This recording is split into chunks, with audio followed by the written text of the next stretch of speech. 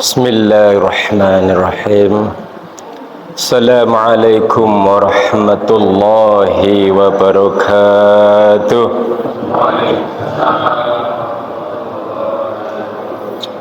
Alhamdulillahi rabbil alamin. Arsala rasulahu bil huda wa dinil haq liyudhhirahu ala dini kullih wa kafa billahi syahida. Allahumma salli ala Muhammad wa ala ali Muhammad kama sallaita ala Ibrahim wa ala ali Ibrahim wa barik ala Muhammad wa ala ali Muhammad kama barakta ala Ibrahim wa ala ali Ibrahim fil alamina innaka Hamidum Majid. Amma ba'd. Para jamaah kajian pagi Ahad kedua di Masjid Al-Ibtisam PCM dan PCA Banjarharjo tersebut, yang semoga tetap dalam rahmat Allah Subhanahu wa ta'ala. Tema kesempatan kali ini mengambil judul hindari, tinggalkan, jauhi, jangan meniru sifat, karakter, watak, kelakuan, model Yahudi Bani Israel. Jadi kalimat tersebut pilih salah satu kata untuk disambung dengan kata yang kedua agar dalam judul bisa pendek. Para hadirin dirahmati Allah Subhanahu wa ta'ala, kenapa kita sangat dipentingkan untuk menghindari atau jangan sampai meniru watak, modelnya, perilaku Yahudi Bani Israel? Karena mereka sudah diberikan berbagai keistimewaan kehidupan dunia ini, namun keistimewaannya untuk kesombongan, merasa istimewanya itu disayang Allah tetapi tidak disyukuri.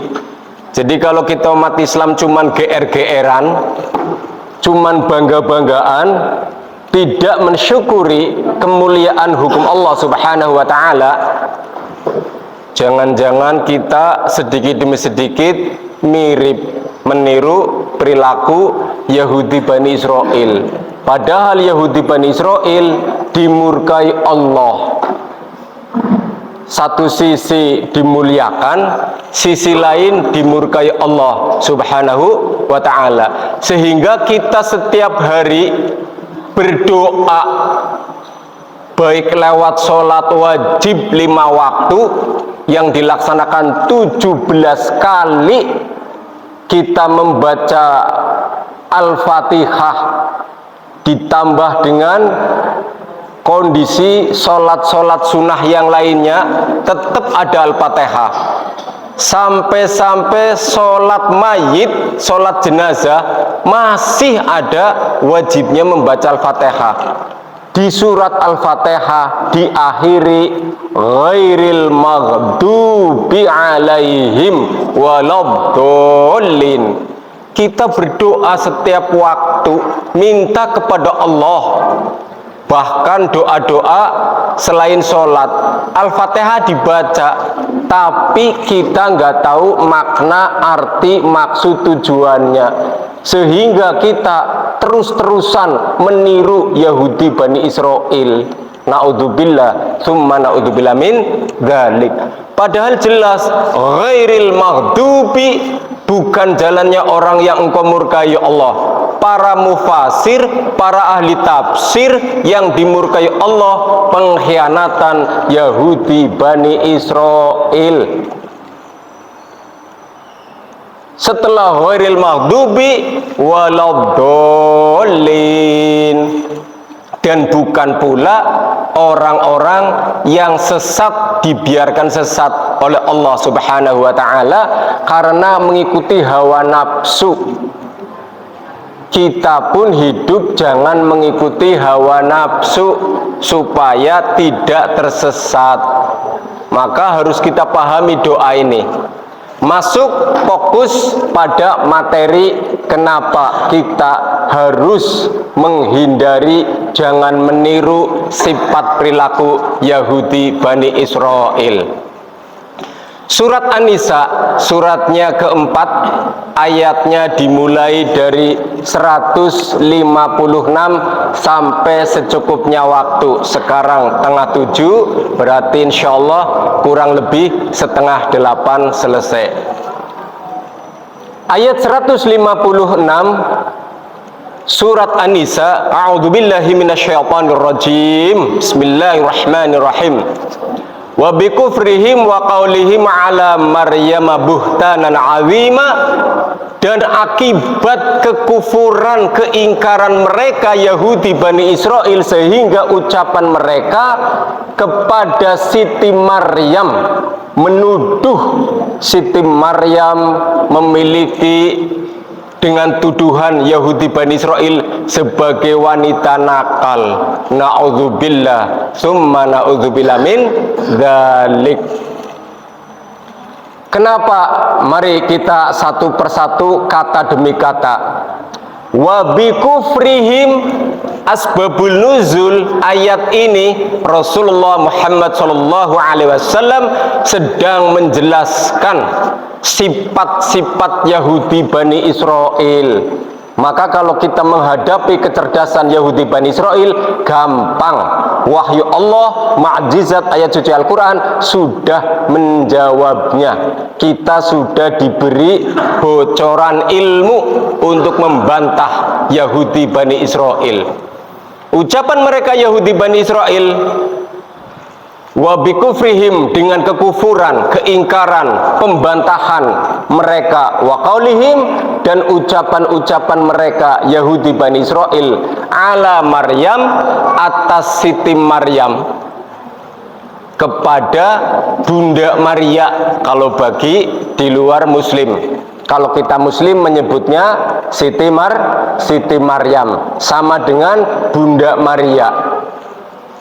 Mereka Yahudi Bani Israel buhtanun azima, menuduh dengan tuduhan yang sangat agung, yang sangat besar risiko dosanya. Mereka Yahudi Bani Israel mengatakan, kok katanya Bunda Maria, Siti Maryam wanita suci, kok hamil? Ngeledek, menghina, nyinyir, membuli, memfitnah. Kok katanya keluarga Ali Imran, keluarga suci, kok hamil? Kok katanya ponakan Nabi Zakaria, Siti Maryam atau Bunda Maria itu dipelihara oleh Nabi Zakaria, sama-sama suci, kok hamil? Maka menurut Yahudi Bani Israel, karena menggunakan Mu'tazilah, akal-akalan hawa nafsu, enggak mungkin tanpa sentuhan manusia seorang laki-laki bersetubuh, enggak mungkin hamil. Jadi ini pertanda dia selingkuh, dia serong, dia melacur, dia zina, wanita WTS. Dituduhnya wanita tunasusila, dianggap pelacur. Sungguh tuduhan biadab Yahudi Bani Israel. Harusnya seluruh orang Nasrani membenci Yahudi Bani Israel.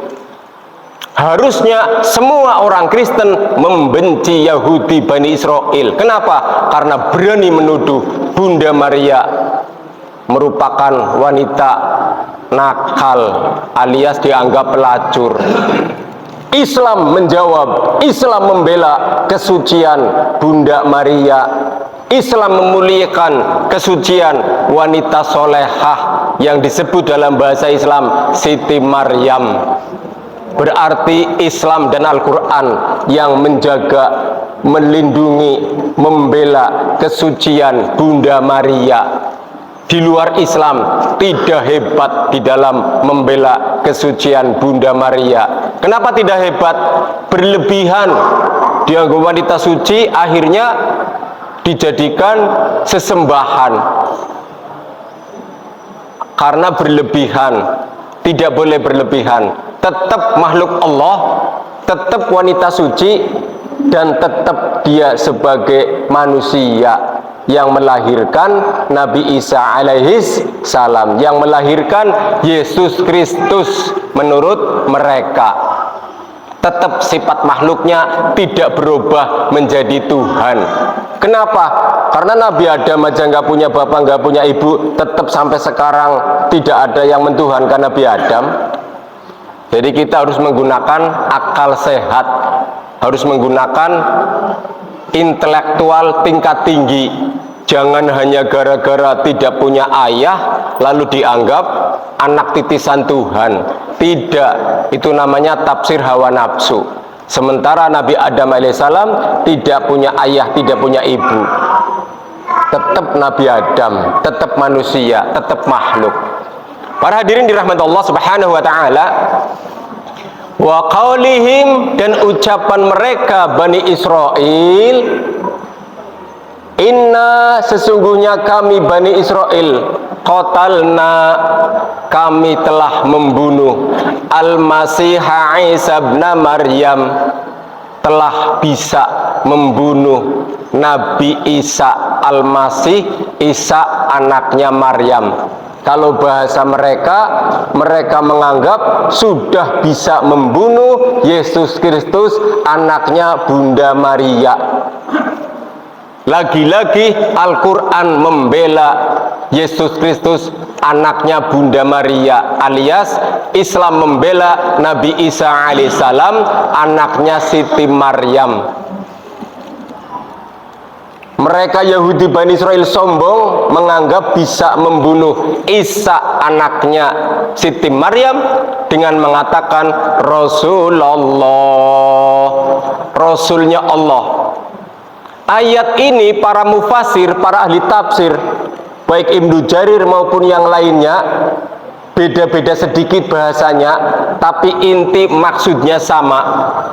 Kalimat Rasul Allah oleh ucapan Yahudi Bani Israel yang Allah wahyukan kepada kita, baginda Nabi Muhammad SAW, untuk menjawab bahwa mereka menyebutnya untuk tujuan nyinyir, membuli, menghina, merendahkan, meremehkan, memfitnah. Kalau bahasa Banjarharjonya itu, kalau bahasa kitanya itu, tuh Rasulnya Allah sudah mati. Jadi bukan mengakui kemuliaan Rasulnya Allah, tetapi tujuannya untuk menghina. Bahasa yang lain lagi, tuh utusan Allah, gampang dibunuh. Jadi maksud utusan Allah itu tujuannya merendahkan, gak ada kesaktiannya kalau bahasa orang Jawara, gak ada hebatnya kalau bahasa orang preman berantem. Tuh utusan Allah, tuh Rasulnya Allah, paeh, mati, is dead. Sombong Yahudi Bani Israel, merasa bangga membunuh utusan Allah Subhanahu wa ta'ala. Akhirnya dilaknat oleh lisan Nabi Daud, oleh lisan Nabi Isa, dan dilaknat oleh Allah Subhanahu wa ta'ala akibat kedurhakaannya kepada para nabi. Akhirnya Al-Quran memberikan pembelaan mutlak bahwa Nabi Isa selamat, bahwa Nabi Isa tidak dibunuh, bahwa Yesus Kristus anaknya Bunda Maria diselamatkan oleh Allah Subhanahu wa ta'ala. Wa ma qataluhu, dan tidaklah mereka Yahudi Bani Israel bisa membunuh Yesus Kristus anaknya Bunda Maria. Tidak, Yahudi Bani Israel tidak bisa membunuh Nabi Isa anaknya Siti Maryam. wa ma sholabuhu, dan bukan pula orang yang mati di palang salib itu Nabi Isa anaknya Siti Maryam atau Yesus Kristus anaknya Bunda Maria. Bukan, yang disalib itu bukan Nabi Isa alaihissalam, utusan Allah subhanahu wa ta'ala, bukan. Walakin, akan tetapi, syubbihalahum, orang yang diserupakan, orang yang dimiripkan dengan Nabi Isa alaihissalam. Sahabat Nabi Isa, pengikut Nabi Isa, umatnya Nabi Isa kaum Hawariyun yang dimiripkan seperti Yesus Kristus anaknya Bunda Maria, padahal bukan Yesus Kristus anaknya Bunda Maria, alias bukan Nabi Isa alaihissalam anaknya Siti Maryam. Kalau menyerupai tasyabuh, tapi di sini syubbihalahum, orang yang diserupakan, dimiripkan dengan Nabi Isa alaihis salam. Selanjutnya, wa innal ladzina ikhtalafu, dan orang-orang Yahudi Bani Israel yang berikhtilaf, yang berselisih, masa sih bukan Yesus Kristus yang kita bunuh? Masa sih bukan Nabi Isa yang kita bunuh? Mereka berselisih. Fihi lafi syakkim min, mereka menggunakan prasangka, syakwasangka, praduga, kira-kira. Mereka tidak punya keyakinan. Masa itu yang di palang salib yang kita bunuh, terus siapa? Mereka bingung. Malahum bihi min ilmin, mereka tidak memiliki ilmu, pengetahuan terhadap pembunuhan Nabi Isa alaihissalam. Mereka Yahudi Bani Israel tidak memiliki ilmu pengetahuan siapa sebenarnya orang yang dianggap Yesus Kristus anaknya Bunda Maria disiksa sampai dipaku mati di palang salib. Tidak punya ilmu. Justru Al-Quran yang membela Nabi Isa, justru Al-Quran yang menjelaskan ilmu pengetahuannya. Kenapa? Karena Nabi Isa alaihissalam sebelum diangkat oleh Allah subhanahu wa ta'ala sudah berpesan kepada sahabatnya, kepada pengikutnya, kepada kaum Hawariyun yang jumlahnya 12 orang. Apa pesannya? Pesannya menggunakan bahasa Ibrani, karena Nabi Isa orang keturunan dari keluarga Bani Israel. Saya nggak ngerti bahasa Ibraninya, nggak bisa baca tulisan Ibrani, tapi saya membaca translat, membaca ahli bahasa, membaca terjemahan yang sudah diterjemahkan oleh Syekh Ibnu Jarir maupun para mufasir ahli tafsir yang lainnya. Kalimat bahasa Arabnya, kata Syekh Ibnu Jarir, Nabi Isa berbicara kepada sahabat kaum Hawariyun yang jumlahnya 12 orang.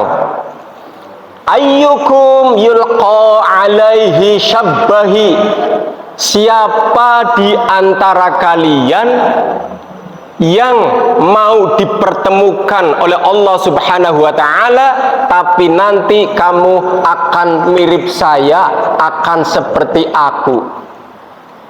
Ditanyakan sampai 3 kali oleh Nabi Isa alaihissalam kepada pengikutnya, kepada sahabat-sahabatnya, kepada kaum Hawariyun yang jumlahnya 12 orang.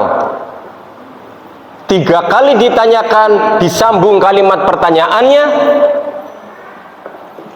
fayuk talu magani, resikonya kamu yang mau menggantikan aku di tempat dudukku ini, resikonya akan dibunuh oleh Yahudi Bani Israel yang sudah mengepung kita. di luar rumah.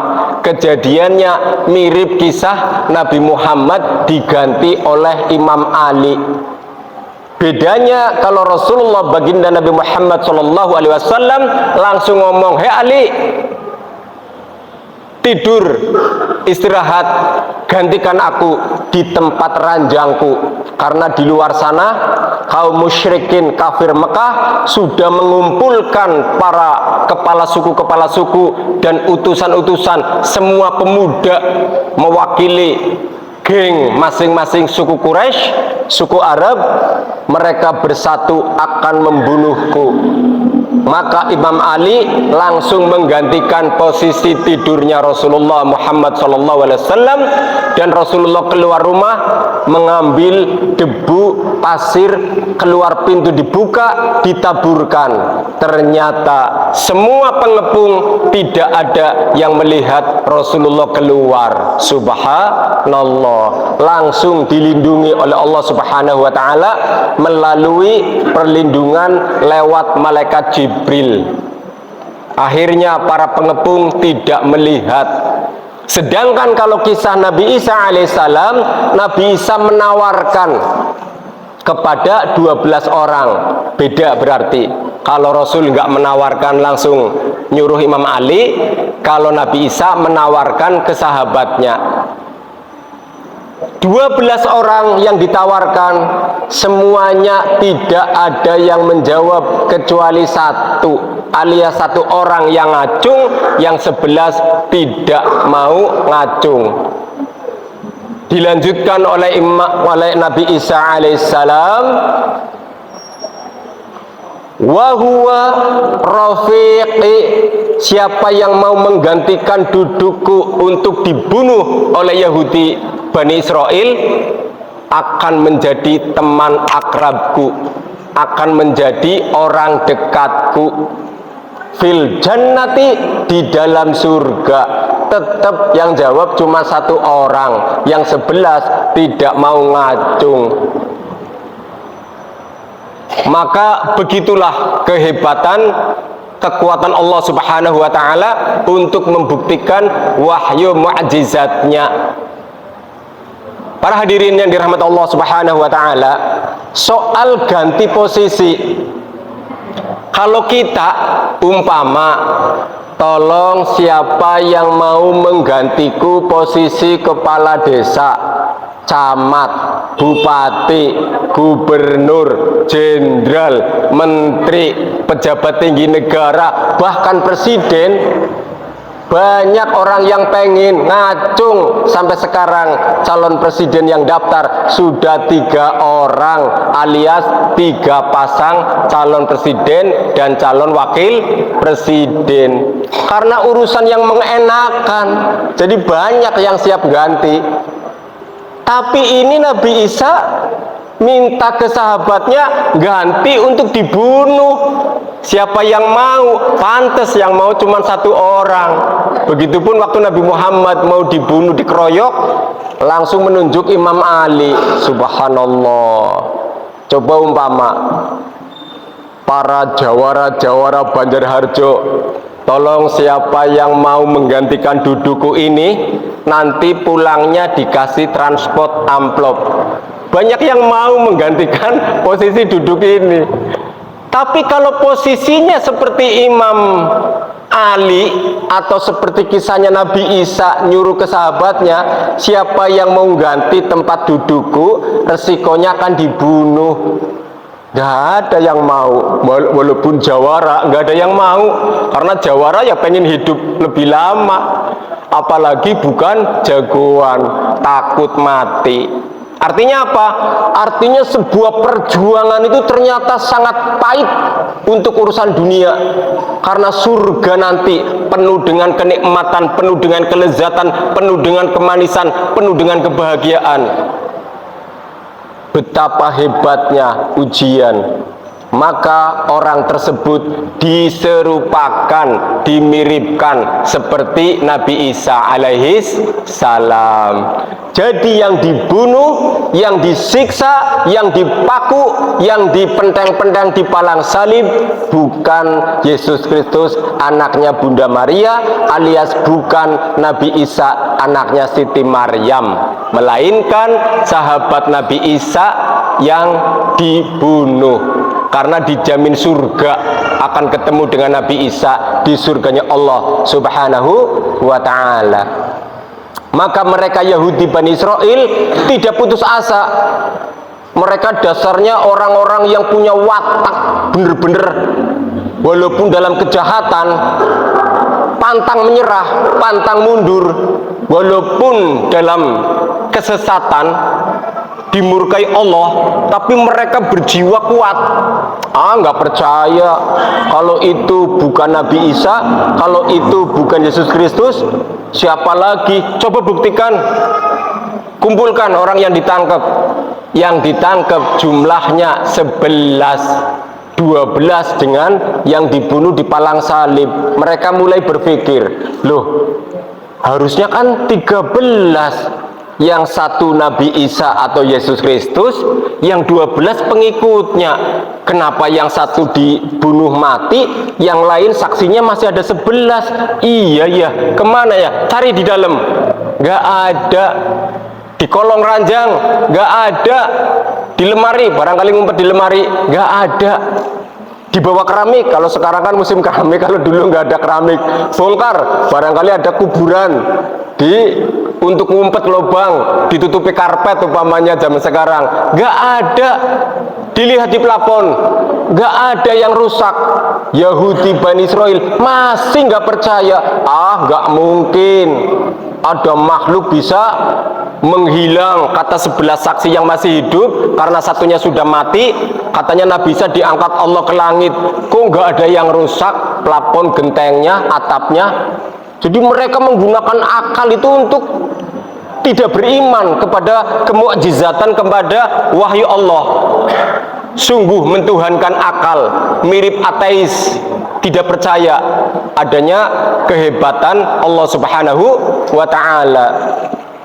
Emangnya roket, emangnya rudal kalau ke atas bisa merusakkan apa yang ditabrak. Coba kalau kita mikir pakai wahyu, kalau kita mikir pakai mukjizat, kalau kita mikir pakai akal sehat, kalau kita mikir pakai nurani iman. Tiap hari malaikat memberi rahmat kepada kita umat manusia. Gak ada genteng yang rusak, gak ada atap yang rusak. Betul apa betul? Padahal malaikat rahmat tiap hari keluar masuk memberi rahmat kepada kita umat Islam atau kepada kita umat pengikut Nabi Muhammad Shallallahu Alaihi Wasallam. Gak usah heran. Begitu pula setiap hari iblis, setan, jin kafir setiap hari keluar masuk menggoda baik orang beriman apalagi nggak beriman, digoda. Apa ada jendela atau pintu kita rumahnya rusak? Nggak ada. Apalagi mukjizat kekuatan wahyunya Allah. Kenapa nanya rusaknya plafon? Pada waktu Nabi Isa diangkat ke langit, itu urusan maha saktinya Allah Subhanahu wa ta'ala, maha hebat. Tapi sekali lagi, karena Yahudi Bani Israel mentuhankan akal, dan mereka memang manusia durhaka yang tidak iman kepada wahyu, tidak iman kepada kitab suci Taurat, tidak iman kepada kitab suci Injil, dan tidak iman kepada kitab suci Al-Quran. Mereka tidak percaya. Maka kita harus menghindari, harus meninggalkan, harus menjauhi, jangan meniru watak Yahudi Bani Israel, supaya kita selamat lahir batin dari dunia sampai akhirat. Illat tiba'adh-dhanni, kecuali mereka Yahudi Bani Israel hanya mengikuti dzon, prasangka, praduga, kira-kira. hanya mengikuti angan-angan kosongnya hawa nafsu, akal filsafat, watak Yahudi Bani Israel. Ma qataluhu yaqina, mereka sebenarnya tidak yakin siapa yang dibunuh di palang salib.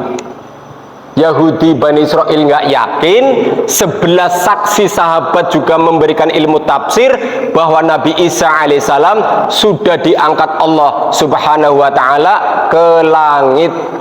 Posisinya diganti oleh sahabat yang mau menggantikan kedudukannya. Para hadirin yang dirahmati Allah subhanahu wa ta'ala, selanjutnya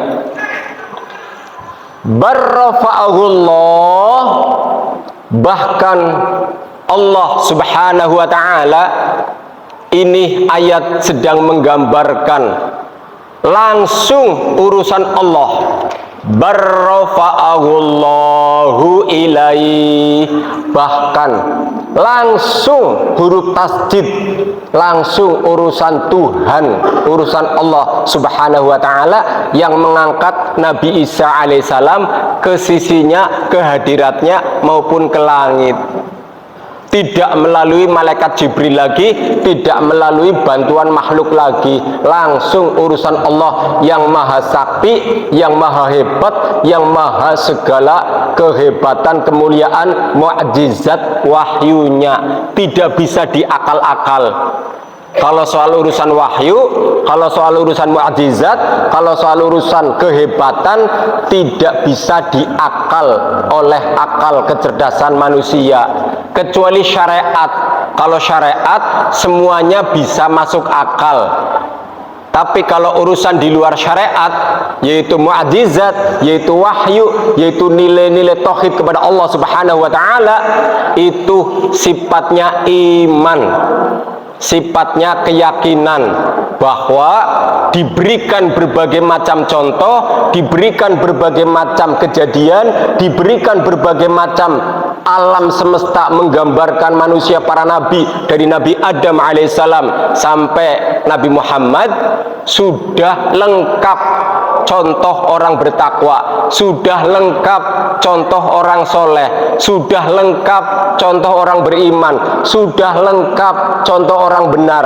Jadi kalau kita pengen benar, pengen beriman, pengen soleh, pengen takwa, pengen diridhoi Allah, pengen jadi ahli surga, tirulah para nabi, tirulah sifat para nabi, tirulah bagaimana para nabi takdirnya berbeda-beda, tetapi satu tujuan, tauhid kepada Allah subhanahu wa ta'ala.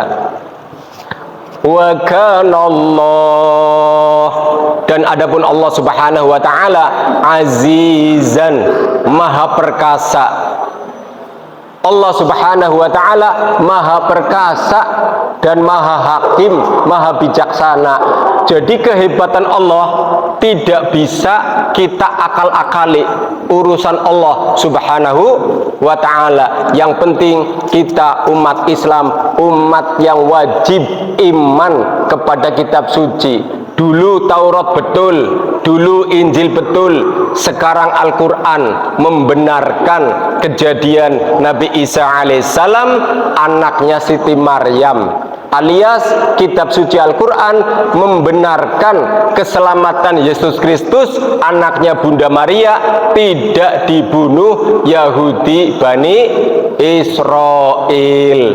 Jadi watak Bani Israel itu senangnya propaganda, senangnya pencitraan, senangnya memberitakan sesuatu yang tidak benar. Kita jangan meniru. Kita lebih baik ikut kitab suci Al-Quran, ikut wahyu Allah, ikut hukum Al-Quran, ikut petunjuk yang datang dari baginda Nabi Muhammad SAW.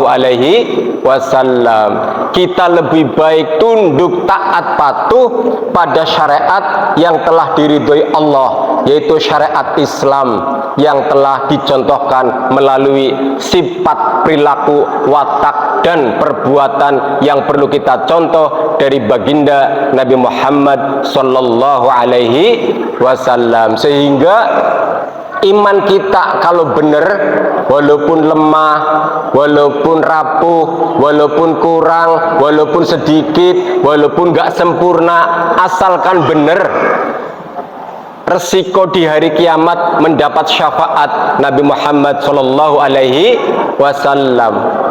Nanti di akhirat, kalau iman kita benar, walaupun tipis, walaupun masih berbagai keterbatasan, Allah Subhanahu wa Ta'ala yang Maha Tahu, Maha Bijaksana di dalam mentakdirkan kita. Allah Maha Pengampun. Jadi kita akan diampuni oleh Allah Subhanahu wa Ta'ala. Beda kalau imannya salah, beda kalau imannya keliru, beda kalau imannya sesat, beda kalau imannya tidak mau meniru para nabi ataupun tafsir para sahabat. Maka mereka resikonya ditolak, tidak mendapat syafaat Nabi Muhammad Sallallahu Alaihi Wasallam. Dan resikonya di akhirat, diazab di neraka dulu, dibersihkan dulu karena dosa-dosanya terlalu banyak. Jadi kita sebenarnya berpikir, apakah kita rela mampir ke neraka untuk dibersihkan dosa kita baru nanti masuk surga? Apa kita pengen begitu mati tanpa hisab, alias diampuni Allah, alias mendapat syafaat Rasulullah, alias kita selamat dari neraka? Seperti doa setiap hari kita kadang tiap hari hafal doa, Rabbana atina fid dunya hasanah. Ya Allah, jadikan kami kehidupan di dunia yang baik, yang penuh kebahagiaan. Wa fil akhirati hasanah, dan jadikan kami kehidupan di akhirat nanti kehidupan yang penuh kemuliaan, penuh kebaikan, penuh keberuntungan.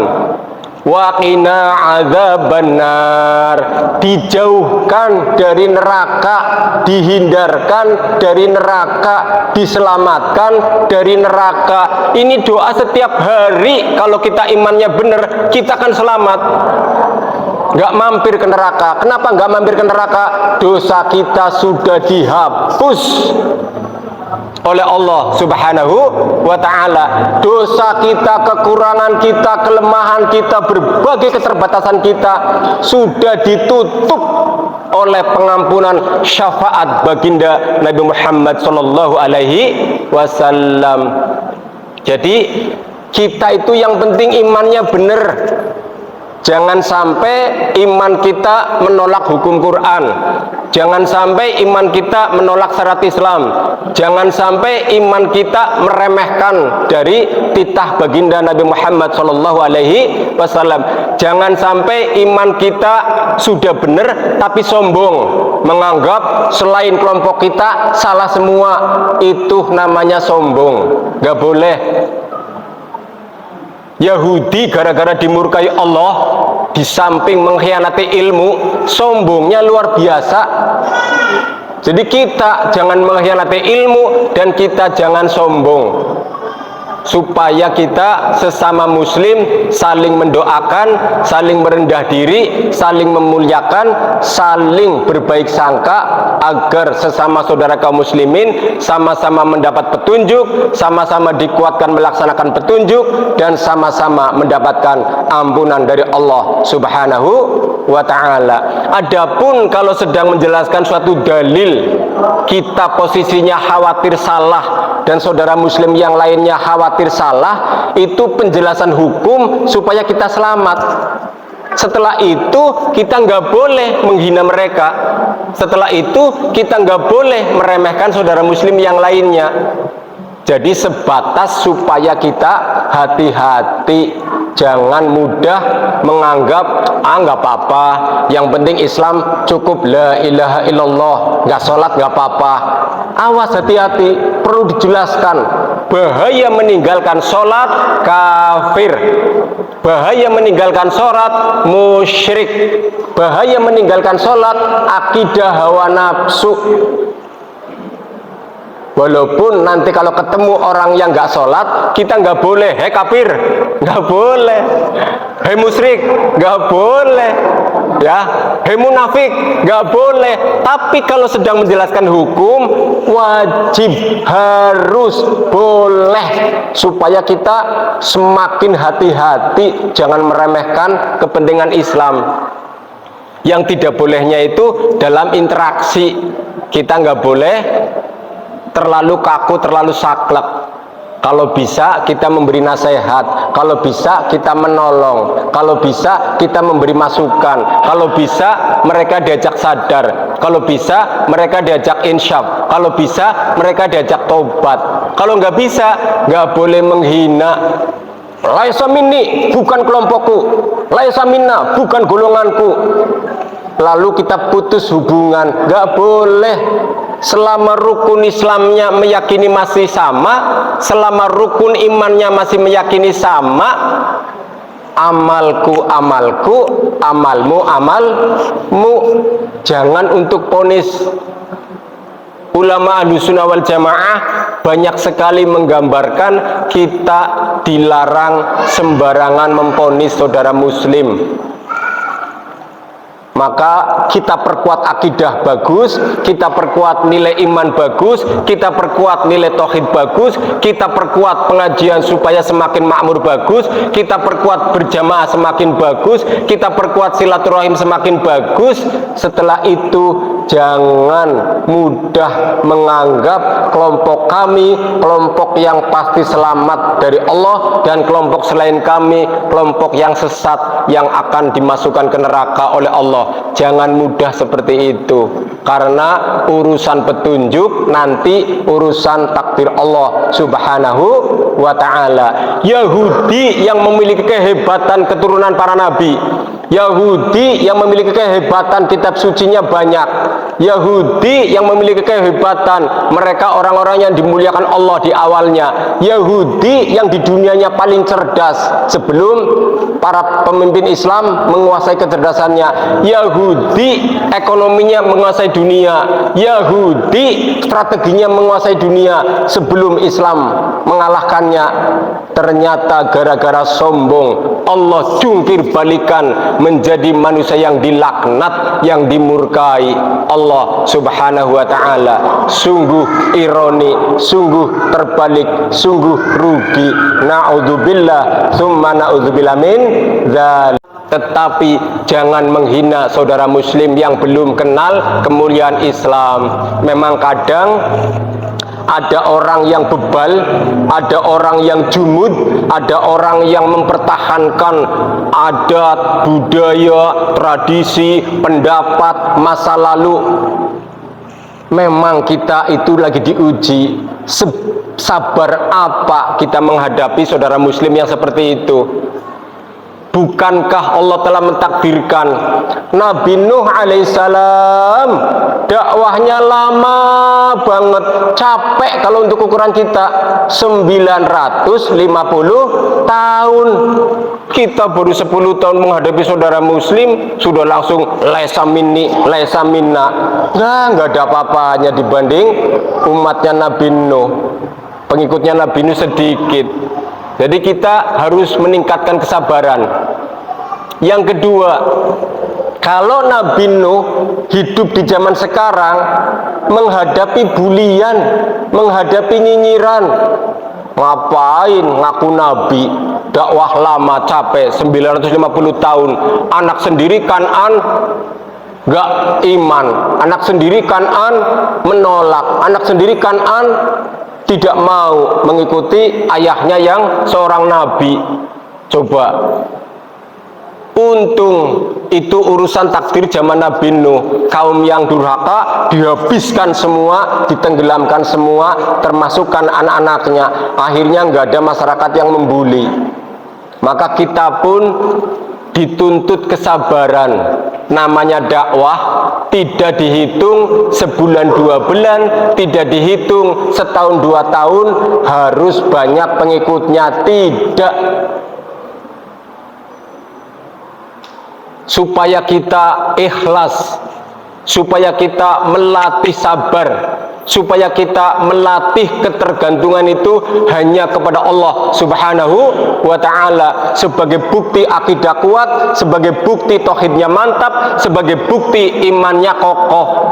Jangan mengharapkan dunia, walaupun dunia kita kadang-kadang kepengin, tapi jangan untuk harapan utama, jangan untuk harapan istimewa dijadikan tolak ukur pertama, jangan. Supaya kita, ya Allah, kenapa aku sudah melakukan kebenaran tetapi aku temannya masih sedikit, supaya menggantungkan kepada Allah. Ya Allah, aku merasa berjuang untuk agamamu, ya Allah, kenapa aku kok masih disepelekan oleh orang lain, supaya menggantungkan kepada Allah. Ya Allah, aku merasa ingin menjadi orang yang baik, kok masa pengen jadi orang yang baik diuji terus, sementara orang lain yang dianggap gak baik kadang ujiannya ringan, supaya kita selalu menggantungkan kepada Allah. Hikmahnya kita semakin dekat kepada Allah Subhanahu wa ta'ala. Kalau kesuksesan gampang, tahu-tahu kerja jadi orang kaya raya, gimana mau menggantungkan kepada Allah? Nanti menggantungkannya kepada pemimpin perusahaan, nanti menggantungkannya kepada direktur perusahaan, nanti menggantungkannya kepada fasilitas jabatan di perusahaan. Begitupun kita hidup, kalau langsung menjadi orang yang sahabatnya penuh seabrek-abrek, nanti kita kurang menggantungkan kepada Allah, merasa gampang sukses, merasa gampang memiliki, maka diuji. Oleh apa diujinya? Kalau sekarang zaman pemilu, diuji lewat parpol. Begitu kita tampil jadi calon legislatif, aku yakin tanpa uang di seluruh dunia, kalau mengikuti metode demokrasinya orang-orang kafir, terus kita kok tanpa uang, aku yakin tidak ada ceritanya ilmu demokrasi tanpa uang terpilih, nggak ada ceritanya. Semenjak pertama ada demokrasi sampai hari kiamat demokrasi nyungsep, tidak ada ceritanya. Artinya apa? Uang itulah demokrasi. Demokrasi itu menyembah uang. Nggak ada orang yang jadi DPR tanpa uang, nggak ada. Bahkan besar-besaran uang, sampai berani menerima uang haram dari oligarki. Kenapa tujuannya? Untuk membeli suara masyarakat yang awam, masyarakat yang bodoh, masyarakat yang akan dijadikan tumpangan demokrasi.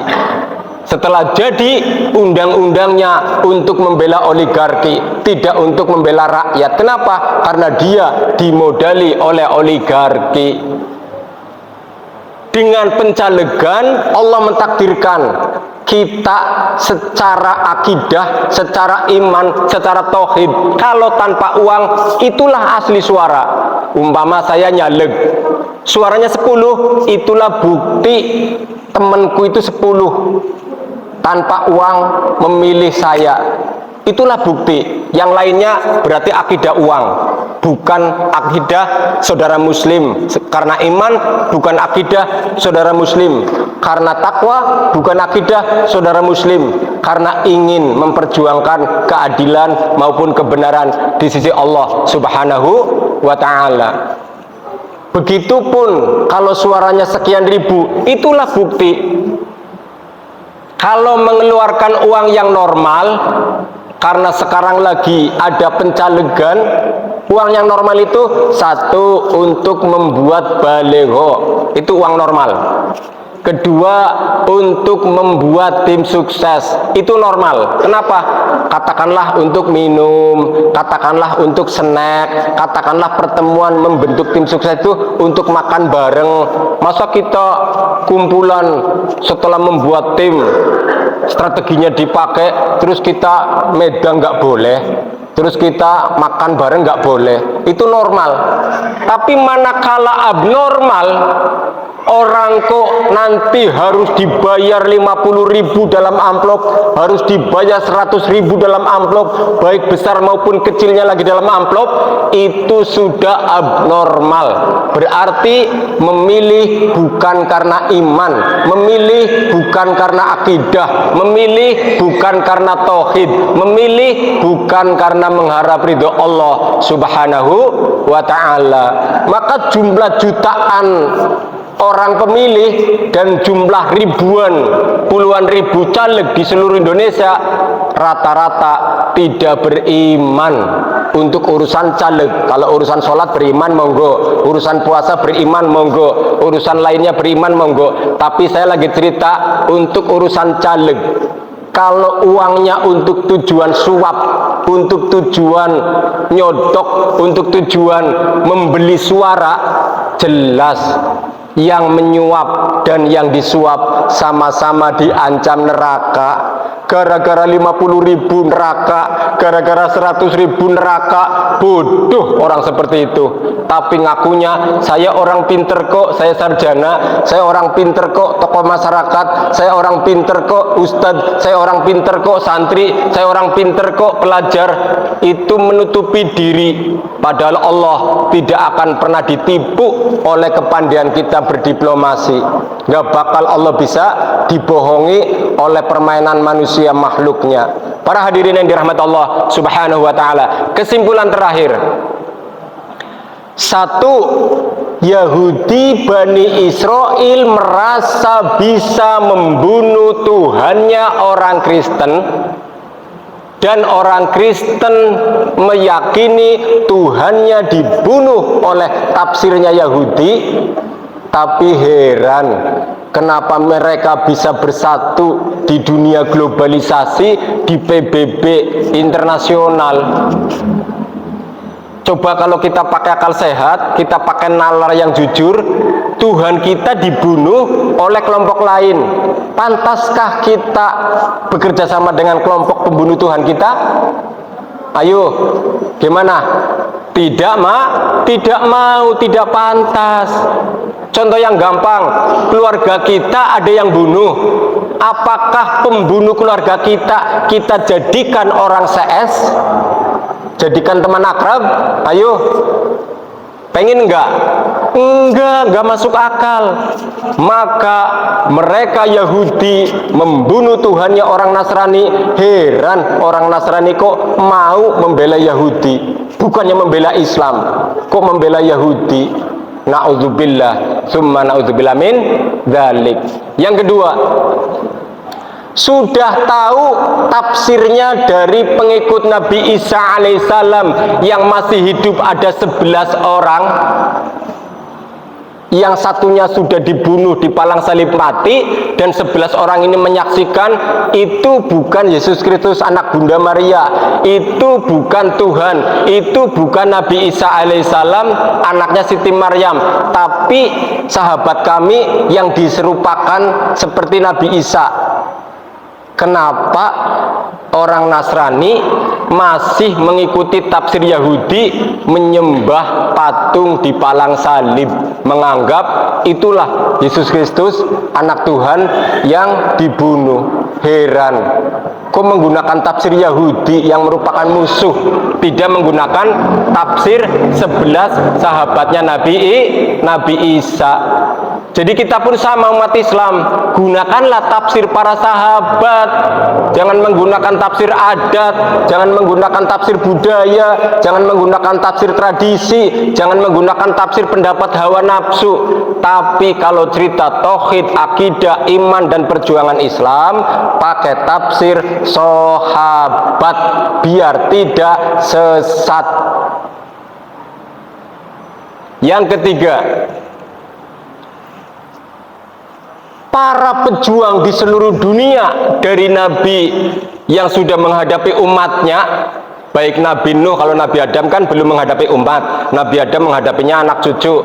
Dari Nabi Nuh alaihissalam sampai Nabi Muhammad SAW, Yang namanya perjuangan, pengikutnya sedikit.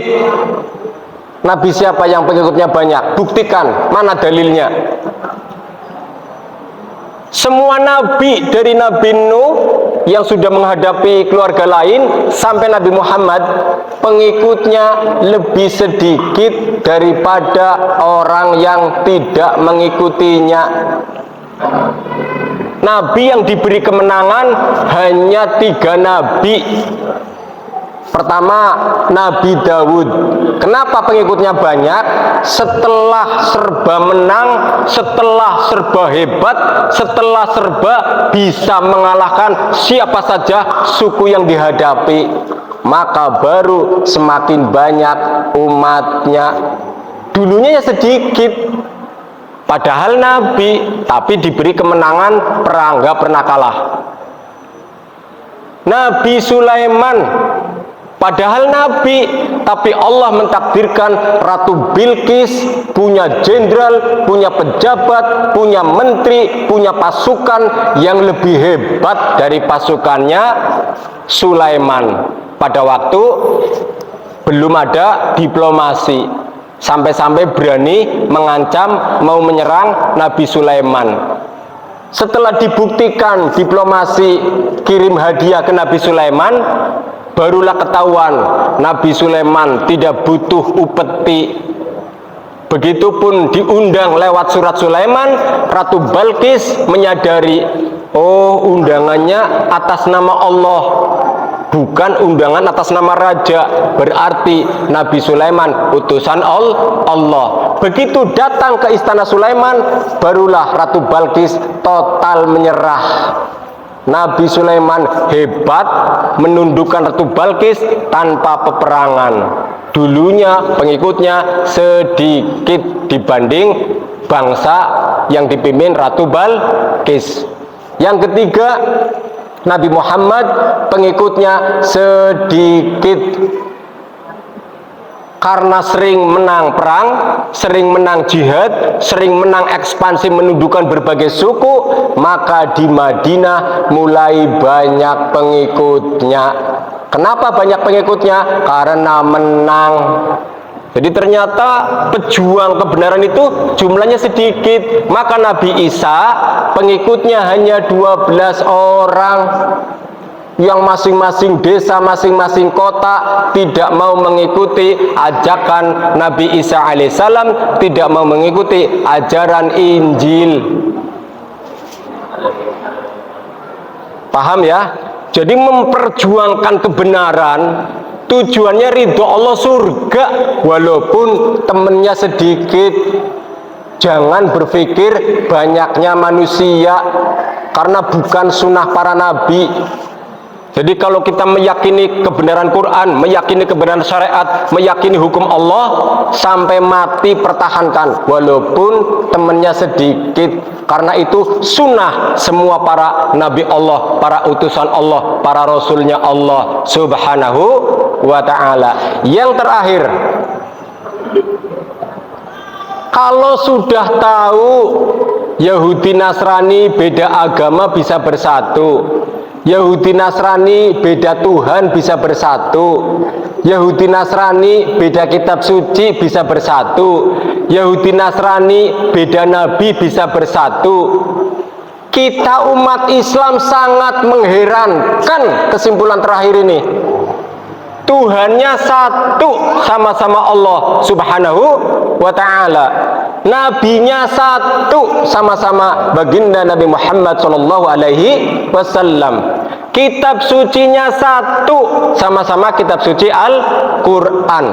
Kiblatnya satu, sama-sama Ka'bah. Bahasa ilmu tafsirnya satu, bahasa Arab, dan lain-lain disatukan oleh Allah subhanahu wa ta'ala. Kok banyak umat Islam, jangankan di seluruh dunia, di Indonesia saja susah bersatu, gara-gara beda partai, gara-gara beda ormas, gara-gara beda yayasan, gara-gara beda kelompok pengajian. Jadi ternyata yang lebih jelek tidak mau bersatu itu umat Islam. Umat yang jelek tidak mau bersatu. kalau tidak bersatu. Yang bagus, yang benar, yang mulia adalah umat Islam yang bersatu, menjaga kesatuan, menjaga persatuan, menjaga ukhuwah Islamiyah demi kemuliaan kejayaan Islam. Itulah baru umat Islam yang dimuliakan oleh Allah Subhanahu wa ta'ala, atas satu tujuan, mengharap ampunan ridho Allah, surganya Allah Subhanahu wa ta'ala, agar kita bermuhammadiyah, benar-benar pengikut Nabi Muhammad, agar kita bermuhammadiyah, benar-benar akan mendapat syafaat Nabi Muhammad, agar kita bermuhammadiyah, mengajak orang lain agar akidahnya selamat mengikuti ajaran Nabi Muhammad sallallahu alaihi wasallam. Demikian, mudah-mudahan waktu yang 1 jam kurang 6 menit ini Allah mentakdirkan kita semakin memahami rezeki ilmu, agar kita hidup berdasarkan ilmu, supaya di hadapan Allah mendapatkan hujjah, alasan agar diampuni, masuk ridho surganya Allah Subhanahu wa ta'ala. Sebelum nanti ada tanya jawab, saya cukupkan sampai di sini. Nasrum minallahi wa fatun qarib wa basyiril mu'minin. Wassalamualaikum warahmatullahi wabarakatuh.